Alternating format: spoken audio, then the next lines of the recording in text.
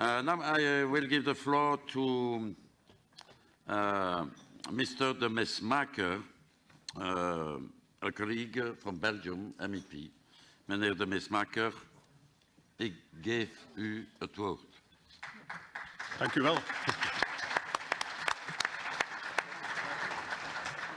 Thank you well, Mr. Deprez, also for organizing this meeting. And I'm so happy that we have the leader of the Iranian democratic opposition, Mrs. Maryam Rajavi, with us today.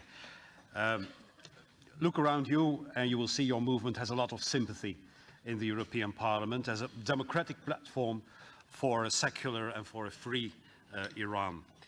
And I've, like the rest of my colleagues, been following the situation in Iran, and I'm really glad that we have this intergroup, this Free Iran intergroup here in the European Parliament, and I'm convinced that it's important that we have such a strong and diverse group where members of all different political tendencies speak with one voice when it comes to the human rights situation. And the need to support democratic alternative to this regime in Iran.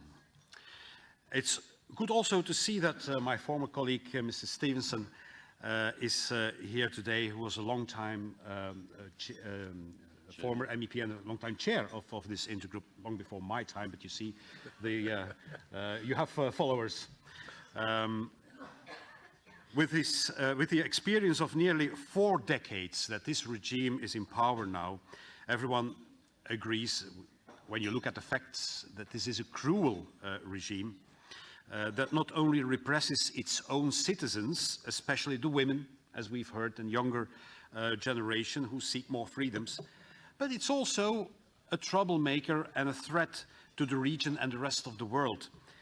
We can look to their interventions in neighboring Iraq and Syria, where they support the systematic repression of the Sunnis by these regimes, which led to the rise of ISIS.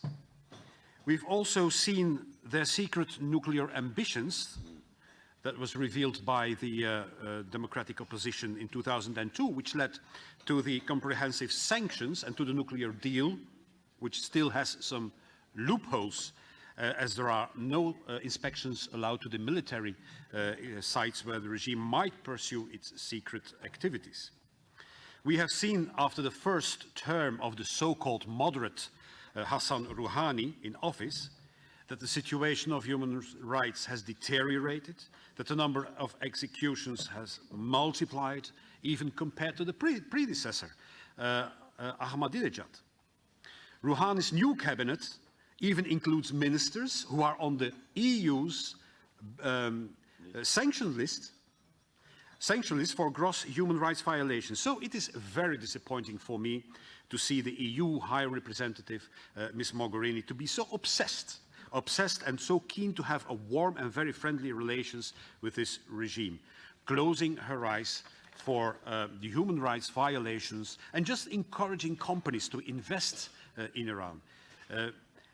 It is very destructive for the freedom movement in Iran and very bad for the credibility of the European Union. People of Iran expect European politicians to represent and defend European values such as democracy, freedom of speech. Our job is not in the first place to lobby for Western companies, not at all.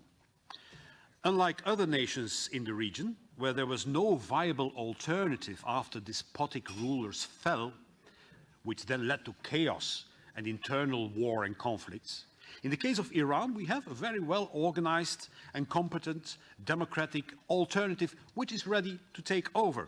The coalition of the National Council of Resistance of Iran under the leadership of Ms. Maryam Rajavi that has been leading this struggle for several decades. And we've seen the support for Mrs. Rajavi when 100,000 supporters gathered in Paris last summer calling for a democratic change in Iran.